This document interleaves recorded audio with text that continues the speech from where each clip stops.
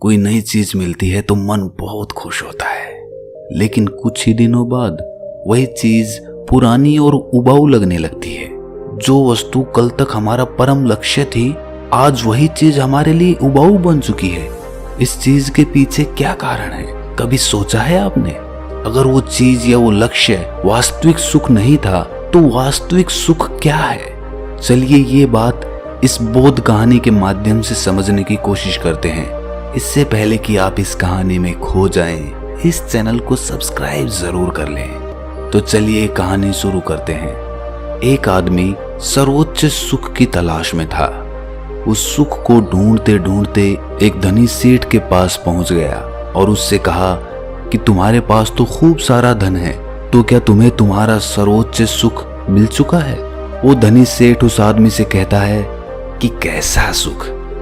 मेरे पास उतना धन नहीं है जितना कि राजा के पास है, मेरे पास भी उतना ही धन होना चाहिए था।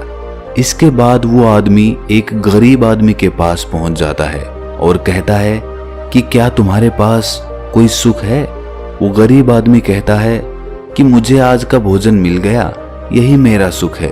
अगर मैं कल के भोजन के बारे में सोचूंगा तो दुखी हो जाऊंगा, क्योंकि कल का भोजन मुझे मिलेगा या नहीं मिलेगा इसका मुझे कुछ पता नहीं है।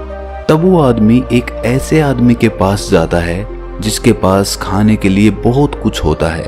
तब वो उस आदमी से पूछता है कि तुम्हारे पास तो खाने के लिए बहुत कुछ है, तो तुम्हारे पास तो सर्वोच्च सुख होगा ही।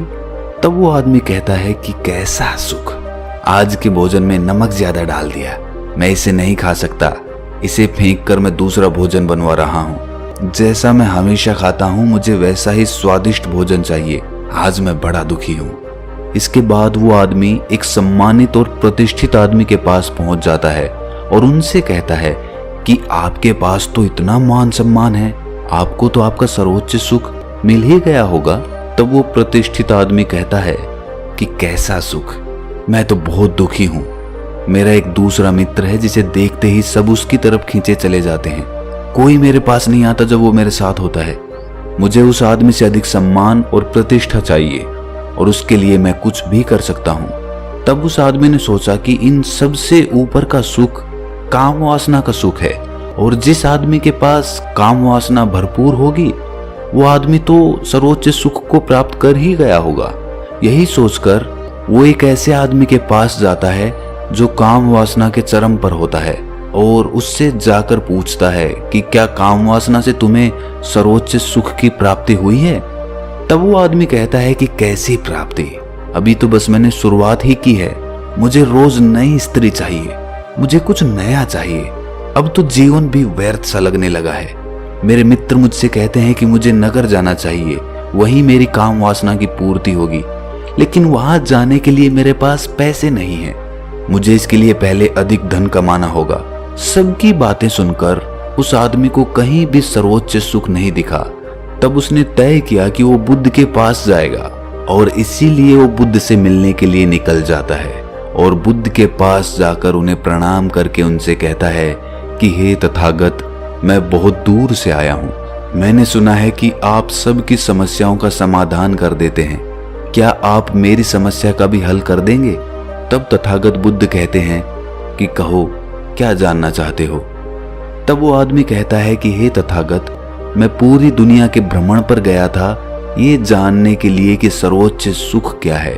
एक ऐसा सुख जिसे मिलने के बाद किसी दूसरे सुख की लालसा ना रहे, आदमी परिपूर्ण हो जाए।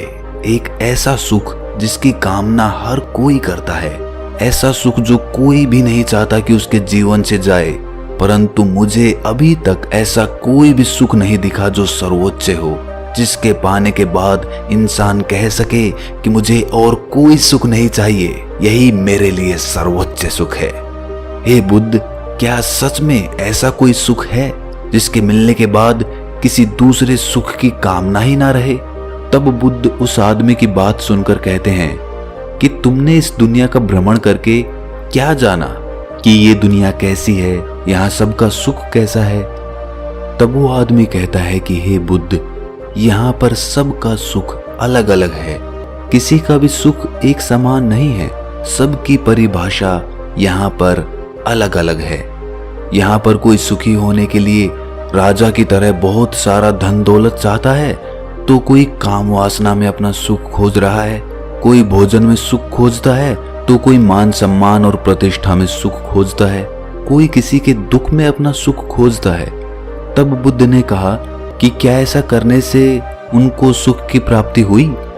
तब वो आदमी कहता है कि हे बुद्ध, मैंने देखा है कि जब मनुष्य अपने सुख तक पहुंचता है, जो वो चाहता है वो उसे मिलता है, तब वो उसे पाते ही पागलों की तरह झूम उठता है। उसे इससे खुशी मिलती है, लेकिन ये सब कुछ समय के लिए ही होता है। कुछ समय बाद इस सुख की महत्ता कम हो जाती है और फिर से वो सुख खोजने लगता है, और यही चक्र निरंतर चलता रहता है। और सुख को खोजने के लिए वो आदमी और ज्यादा दुखी होता रहता है। वो आदमी कहता है कि हे बुद्ध, ये कैसी दुनिया है जो सुखी होने के लिए दुख को खोज रही है। तब बुद्ध मुस्कुराने लगते हैं और कहते हैं कि एक बात बताओ कि क्या जो राजाओं की तरह धन दौलत चाहता था, क्या उसके पास धन दौलत की कोई कमी थी? और जो काम वासना को चाहता था, उसके पास काम वासना की कमी थी? और जो स्वादिष्ट भोजन चाहता था, क्या उसके पास 2 वक्त के भोजन की कमी थी? तुमने देखा कि इनके पास किसी भी चीज की कोई कमी नहीं थी, फिर भी ये सब दुखी थे। और इसका कारण यही है कि इन सब को अपना सुख दिखता ही नहीं, बस कुछ दिखता है तो वो कमी। दूसरों के पास जो है उसे पाने में सुख नहीं है, बल्कि सुख का मजा तो तब आता है जब आपके पास जो कुछ भी होता है उसका भरपूर आनंद लिया जाए। हम अपनी आंखों से दुनिया देख सकते हैं, प्रकृति का सौंदर्य देख सकते हैं, दूसरों की भावनाओं को पढ़ सकते हैं, लेकिन हम अपनी आंखों से देखते क्या हैं? हम केवल वासना को ही देखते हैं। एक ऐसी वासना जो केवल सुख का लालच देकर दुख की ओर ले जाती है, और तब हम फिर से दुखी हो जाते हैं। तब वो आदमी पूछता है कि हे बुद्ध, कि क्या कोई ऐसा सर्वोच्च सुख नहीं है जो जीवन में यदि एक बार आ जाए तो जीवन में किसी दूसरे सुख की जरूरत ही महसूस ना हो, तब वो पूर्ण रूप से संतुष्ट होकर अपना जीवन जिए। इस पर तथागत बुद्ध कहते हैं कि यही कामना तो हमारे दुख को जन्म देती है, क्योंकि कामना हमारे स्वार्थ से भरी होती है। इसीलिए कामना करते ही दुख स्वतः उत्पन्न होने लगता है। कभी वो दुख जल्दी आ जाता है तो कभी सुख के पीछे, लेकिन आता जरूर है। इस दुनिया में सर्वोच्च सुख जैसा कुछ नहीं होता। सुख कितना ही बड़ा क्यों ना दिखे, उसके पीछे दुख हमेशा रहता है। एक सुख तुम्हारे लिए सर्वोच्च हो सकता है, लेकिन यही सुख दूसरे के लिए छोटा हो सकता है। जहां भी तुम सुख की कामना करोगे वहां तुम्हें दुख अवश्य मिलेगा, और जहां तुम्हें दुख मिलेगा वहां सुख अवश्य आएगा। यदि तुम दुख से मुक्त होना चाहते हो तो तुम्हें सुख से भी मुक्त होना पड़ेगा। आज तुम दुखी हो क्योंकि तुमने सर्वोच्च सुख की कामना कर रखी है, लेकिन यदि तुम अपने सर्वोच्च सुख के दुख को जान लोगे तो तुम आज अभी सुख का अनुभव कर सकोगे। लेकिन याद रहे, सुख का लालच ही दुख का कारण होता है। इसीलिए अपने आप को तुम सत्कर्मी बनाओ, सत्कर्मी बनो। तुम्हारे सत्कर्म ही तुम्हें सुख और दुख दोनों से मुक्त करेंगे।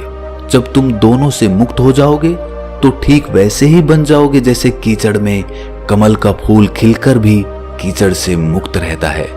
ये बातें सुनकर उस आदमी को तो समझ में आ गया कि असली सुख क्या होता है, लेकिन क्या आपको भी समझ में आया कि वास्तविक सुख क्या होता है?